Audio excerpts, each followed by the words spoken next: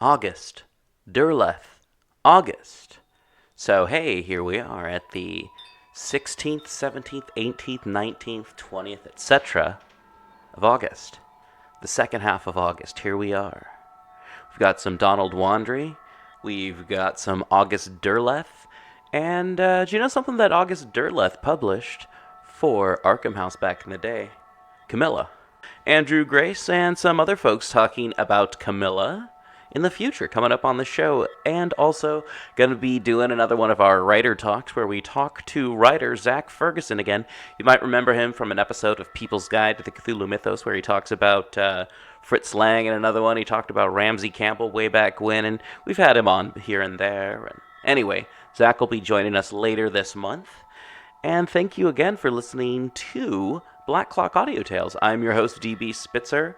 This is a daily podcast where you get to listen to a chapter of a short story or a chapter of a horror story or Gothic story or anything like that. Folklore, one day at a time, hear a couple of stories, 20 minutes at least, something to keep you going on your commute, your flight, your travels, your daily bits and whatnot that you do to keep sane and, well, I don't know, doing dishes, or I don't know, maybe it's something you like to do when you're barbecuing like me. I like to listen to various podcasts like Ken and Robin talk about stuff in Harmontown when I'm barbecuing out in the backyard. Fun stuff. Anyway, so if you want to keep this podcast going and People's Guide to the Cthulhu Mythos and us exploring weird fiction and all that kind of fun stuff, be sure to check out pgttcm.podbean.com and become a patron. Not Patreon. We don't go with Patreon. Or you can go to paypal.me/pgttcm and donate whatever you think is going to help us keep going. If you want to do it on a regular basis, that's great. If you want to just do a one-time thing, that's cool too. And if you don't want to send us money, you just want something cool in return, go to threadless.com, look for pgttcm slash dot. I don't know which one it is, but just look for pgttcm on threadless.com and get a shirt, get a tote bag, whatever. It helps support the show and keeps us going. We've got some cool designs up right now for logos for the show. We've got Cthulhu designs. We've got various weird fiction authors and horror authors t-shirt designs, and got a new Ratfink inspired Sathagwa t-shirt up there right now. And all right, thank you so much. And remember to rate, review, subscribe wherever you rate, review, and subscribe. Carmilla by J. Sheridan Le Fanu. Read by Elizabeth Klett. Prologue. Upon a paper attached to the narrative which follows, Dr. Hesselius has written a rather elaborate note, which he accompanies with a reference to his essay on the strange subject which the manuscript illuminates.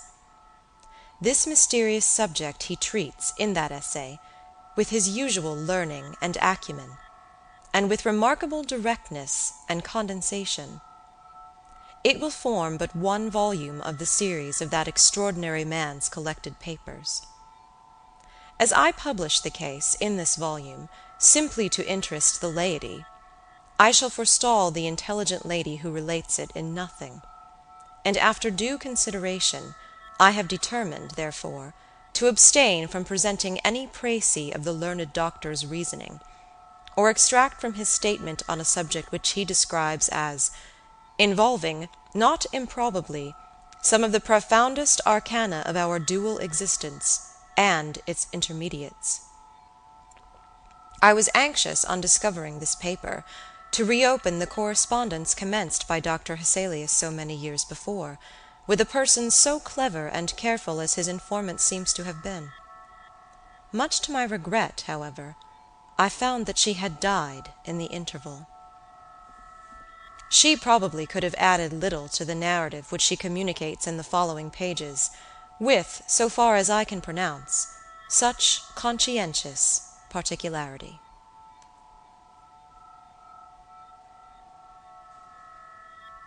Chapter 1. An Early Fright. In Styria, we, though by no means magnificent people, inhabit a castle, or schloss. A small income in that part of the world goes a great way. 800 or 900 a year does wonders. Scantily enough ours would have answered among wealthy people at home. My father is English, and I bear an English name, although I never saw England. But here, in this lonely and primitive place, where everything is so marvelously cheap, I really don't see how ever so much more money would be at all materially adding to our comforts, or even luxuries. My father was in the Austrian service, and retired upon a pension and his patrimony, and purchased this feudal residence and the small estate on which it stands, a bargain.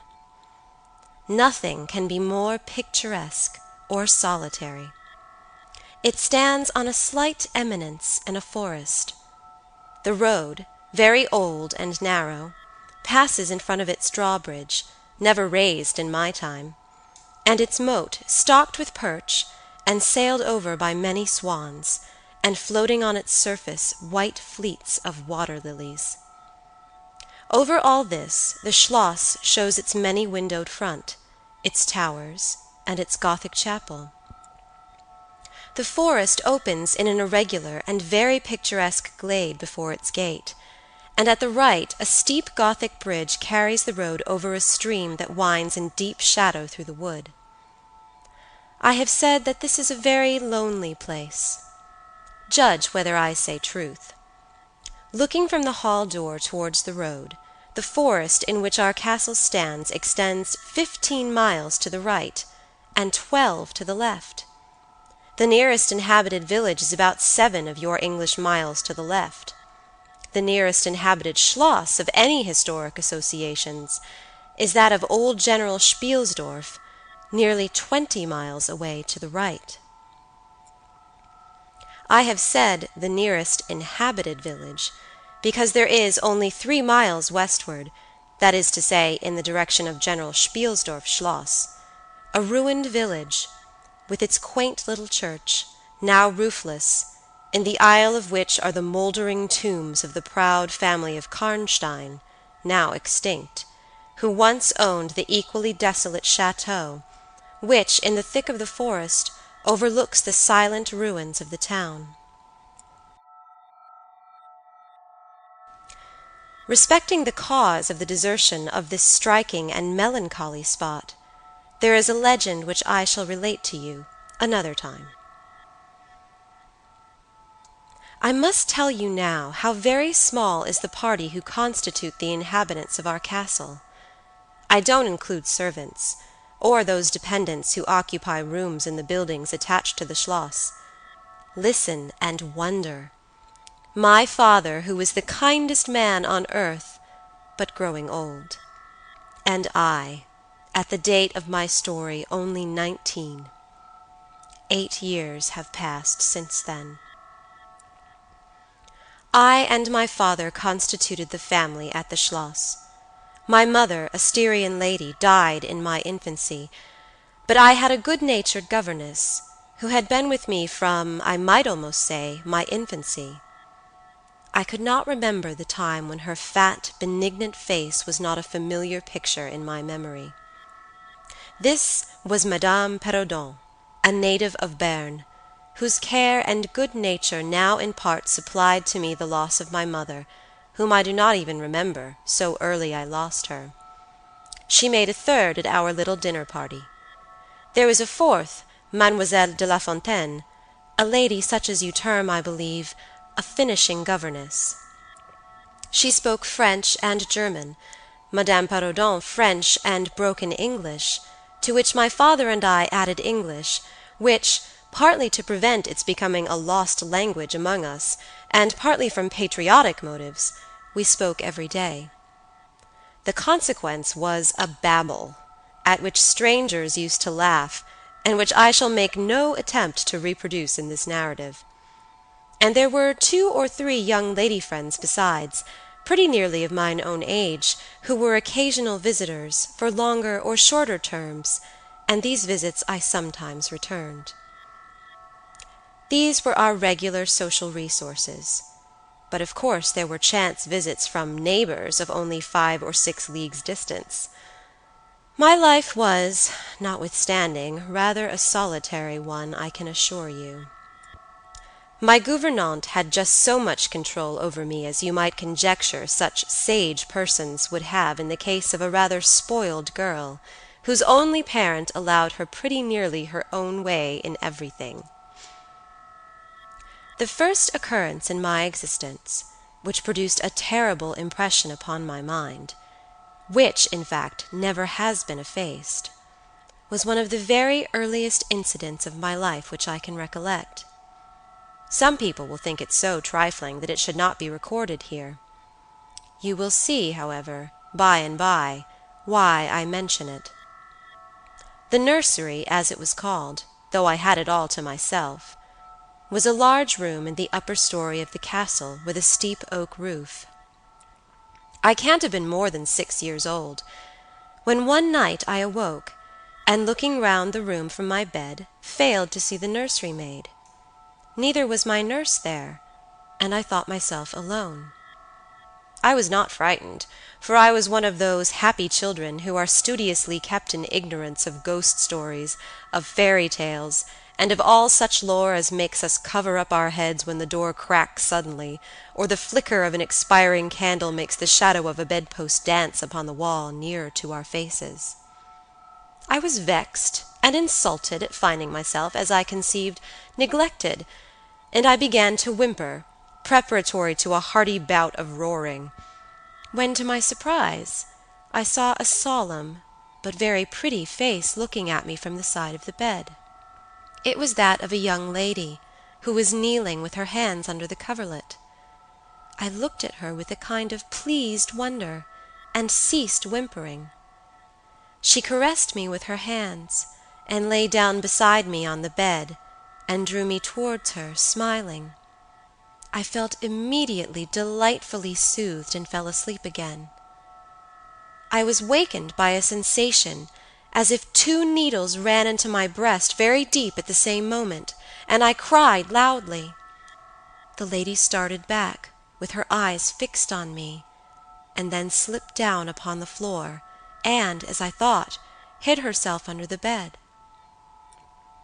I was now for the first time frightened, and I yelled with all my might and main. Nurse, nursery maid, housekeeper, all came running in, and hearing my story, they made light of it, soothing me all they could meanwhile. But, child as I was, I could perceive that their faces were pale with an unwonted look of anxiety, and I saw them look under the bed and about the room, and peep under tables and pluck open cupboards, and the housekeeper whispered to the nurse, "Lay your hand along that hollow in the bed. Someone did lie there, so sure as you did not. The place is still warm." I remember the nursery maid petting me, and all 3 examining my chest, where I told them I felt the puncture, and pronouncing that there was no sign visible that any such thing had happened to me. The housekeeper and the 2 other servants who were in charge of the nursery remained sitting up all night, and from that time a servant always sat up in the nursery until I was about 14. I was very nervous for a long time after this. A doctor was called in. He was pallid and elderly. How well I remember his long, saturnine face, slightly pitted with smallpox, and his chestnut wig.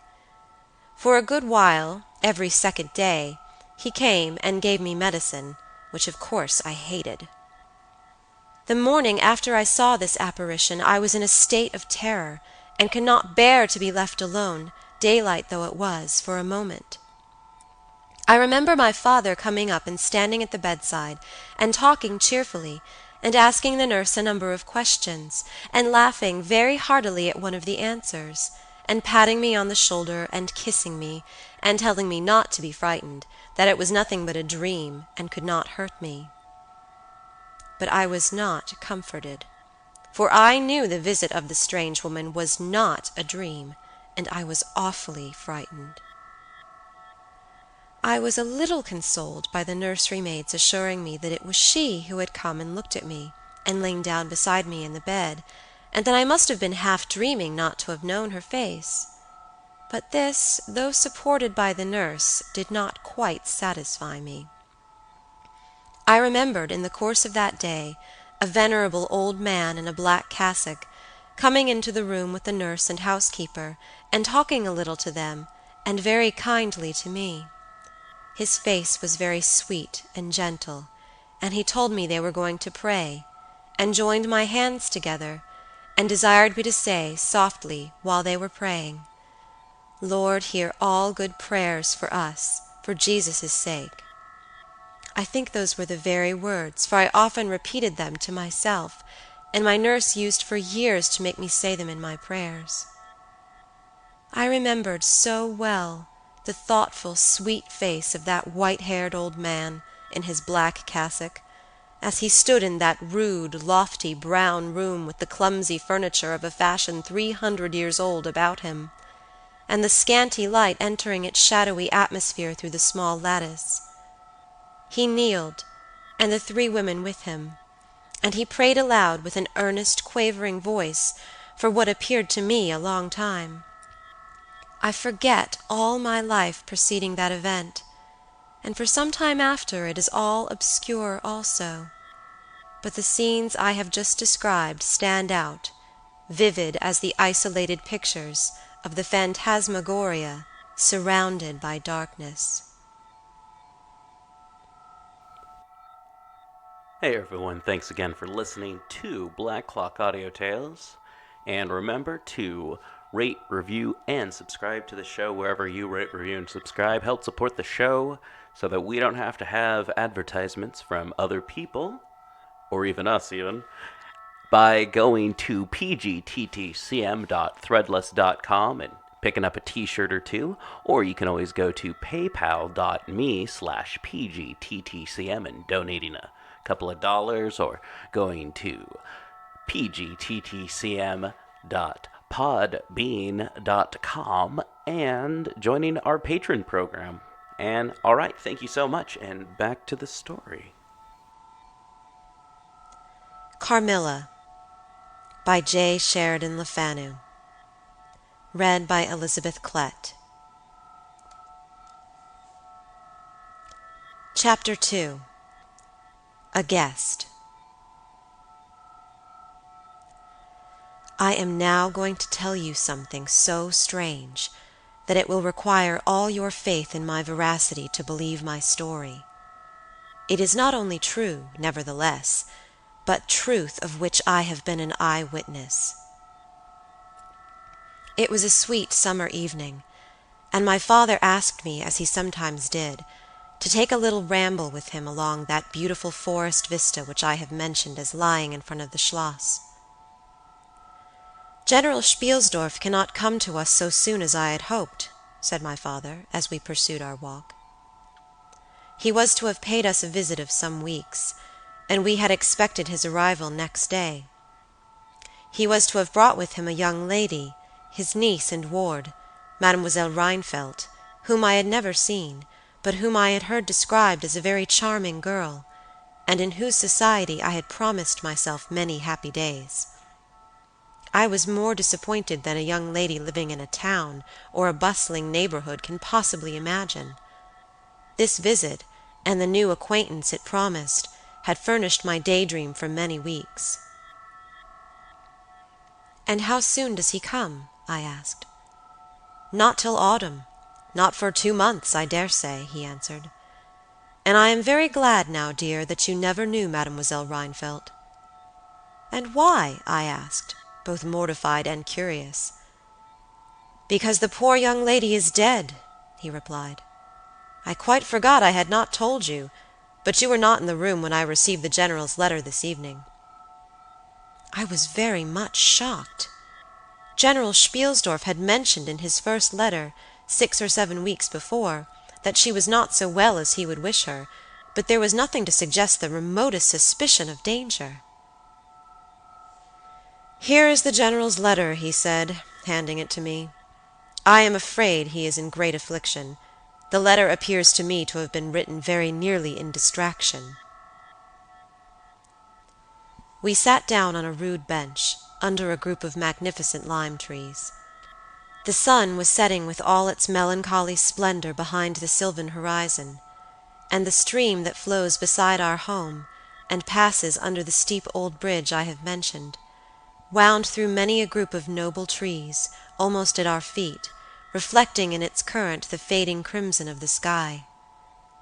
General Spielsdorf's letter was so extraordinary, so vehement, and in some places so self-contradictory, that I read it twice over, the second time aloud to my father, and was still unable to account for it, except by supposing that grief had unsettled his mind. It said, "I have lost my darling daughter, for as such I loved her. During the last days of dear Bertha's illness I was not able to write to you. Before then I had no idea of her danger. I have lost her, and now learn all too late. She died in the peace of innocence, and in the glorious hope of a blessed futurity. The fiend who betrayed our infatuated hospitality has done it all.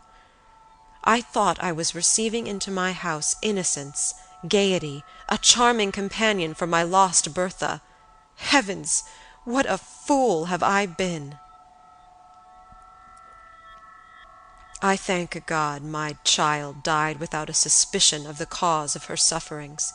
She is gone without so much as conjecturing the nature of her illness and the accursed passion of the agent of all this misery. I devote my remaining days to tracking and extinguishing a monster. I am told I may hope to accomplish my righteous and merciful purpose.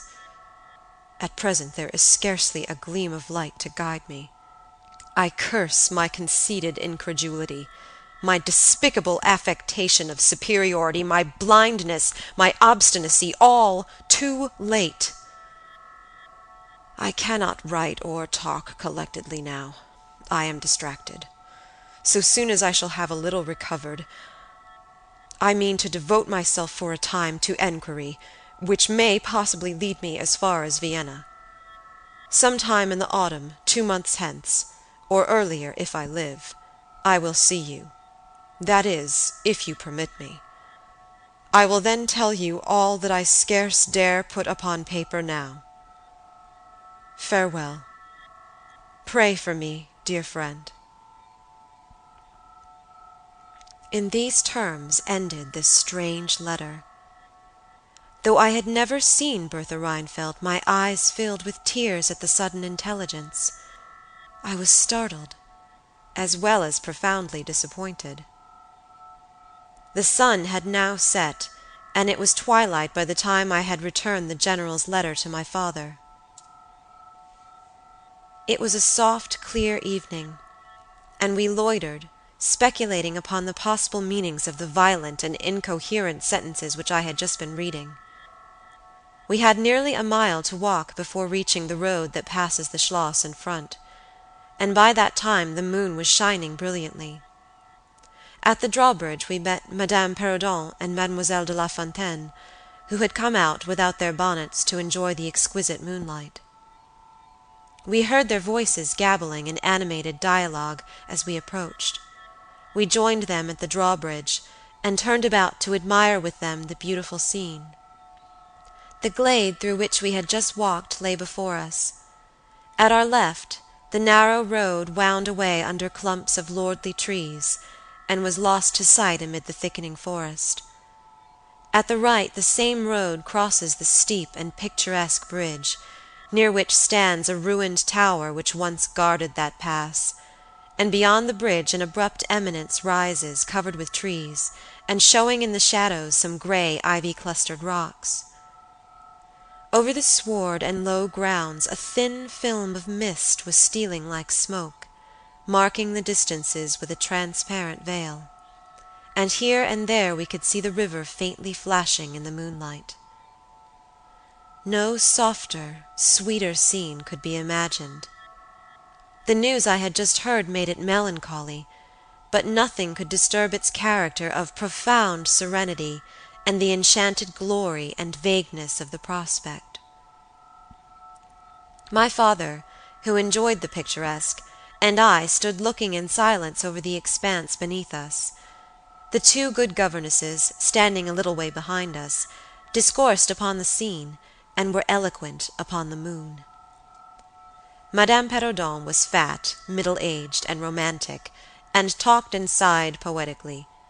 Mademoiselle de La Fontaine, in right of her father, who was a German, assumed to be psychological, metaphysical, and something of a mystic, now declared that when the moon shone with a light so intense it was well known that it indicated a special spiritual activity. The effect of the full moon in such a state of brilliancy was manifold. It acted on dreams. It acted on lunacy. It acted on nervous people. It had marvelous physical influences connected with life. Mademoiselle related that her cousin, who was mate of a merchant ship, having taken a nap on deck on such a night, lying on his back, with his face full in the light of the moon, had wakened, after a dream of an old woman clawing him by the cheek, with his features horribly drawn to one side, and his countenance had never quite recovered his equilibrium. "The moon this night," she said, "is full of idyllic and magnetic influence. And see, when you look behind you at the front of the schloss, how all its windows flash and twinkle with that silvery splendor, as if unseen hands had lighted up the rooms to receive fairy guests." There are indolent styles of the spirits, in which, indisposed to talk ourselves, the talk of others is pleasant to our listless ears, and I gazed on, pleased with the tinkle of the ladies' conversation.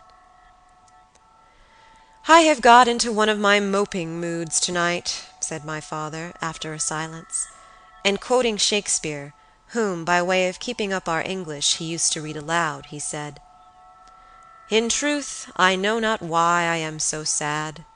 It wearies me. You say it wearies you, but how I got it, came by it, I forget the rest. But I feel as if some great misfortune were hanging over us. I suppose the poor General's afflicted letter has had something to do with it." At this moment, the unwonted sound of carriage wheels and many hoofs upon the road arrested our attention.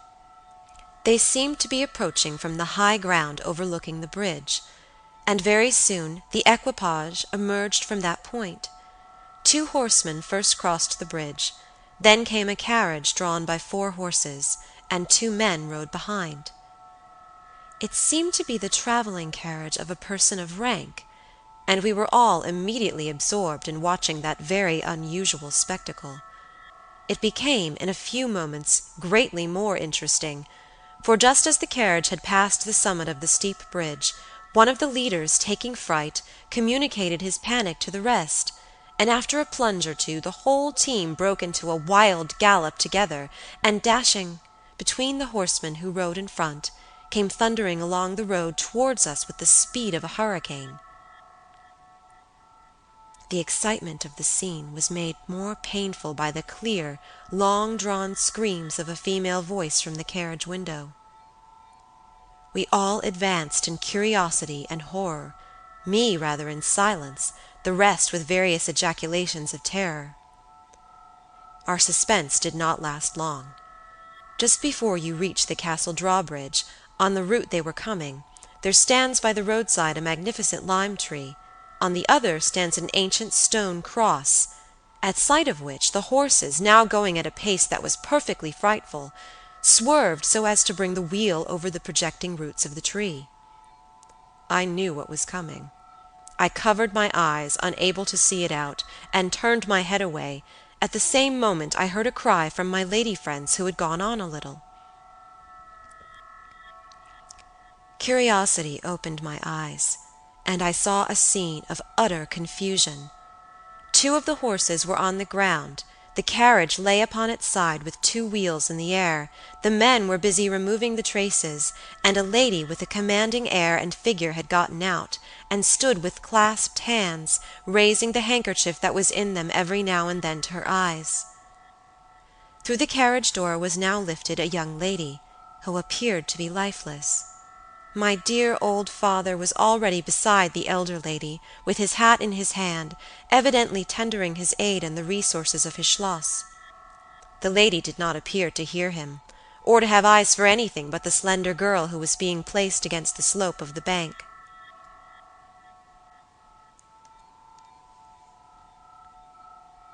I approached. The young lady was apparently stunned, but she was certainly not dead. My father, who piqued himself on being something of a physician, had just had his fingers on her wrist, and assured the lady, who declared herself her mother, that her pulse, though faint and irregular, was undoubtedly still distinguishable. The lady clasped her hands and looked upward, as if in a momentary transport of gratitude, but immediately she broke out again in that theatrical way which is, I believe, natural to some people. She was what is called a fine-looking woman for her time of life, and must have been handsome. She was tall, but not thin, and dressed in black velvet, and looked rather pale, but with a proud and commanding countenance, though now agitated strangely.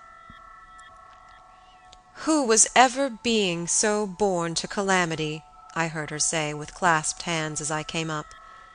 "Here am I, on a journey of life and death, in prosecuting which to lose an hour is possibly to lose all.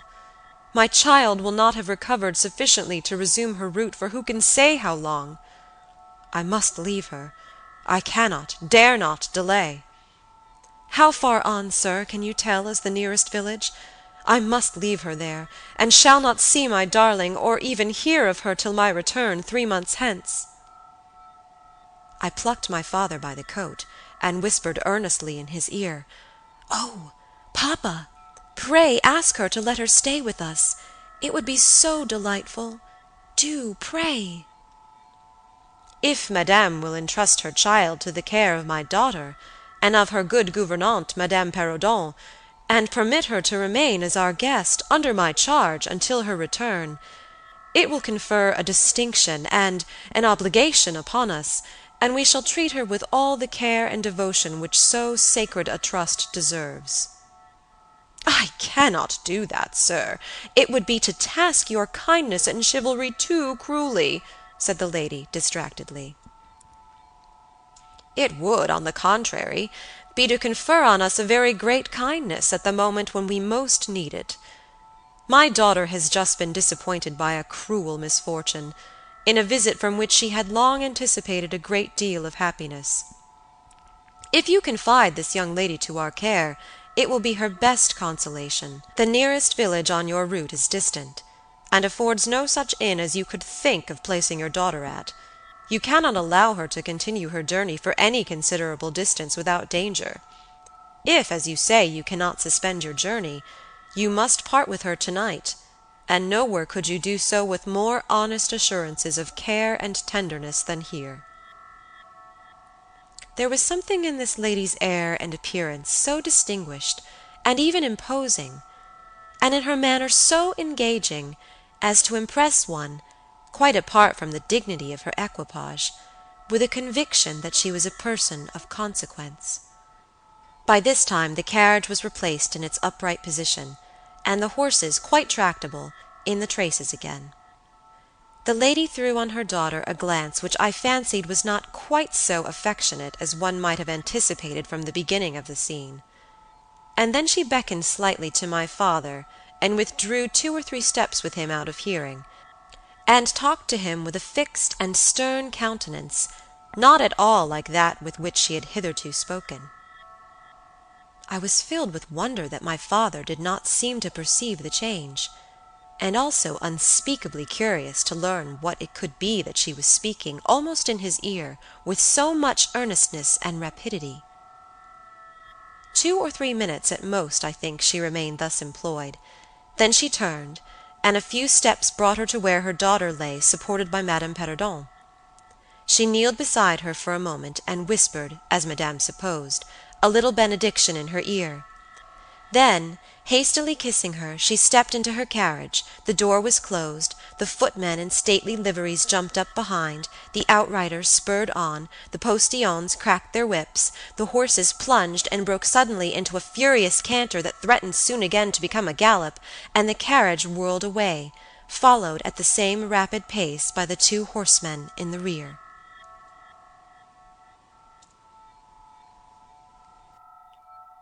Thanks again for listening, everyone. I've been your host, DB Spitzer, and music by, well, me this time around. The chimes, that's like audio that I picked up in my backyard and just incorporated, and hey, and I like it. Anyway, yeah, so thank you for listening.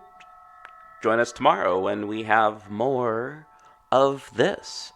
So it's either another story or a chapter of Carmilla or a couple chapters of Carmilla, or it's someone talking about Carmilla. Maybe it's writer Zach Ferguson. Who knows? All right, this is August Derleth August. And thank you so much. This is People's Guide to the Cthulhu Mythos. I mean, Black Clock Audio Tales. People's Guide to the Cthulhu Mythos is our Cthulhu themed show that happens the last Tuesday of the month. And all right, thank you so much. And thank you for listening. Tell your friends about it and help us grow as a show. All right. Thank you so much. Have a good day.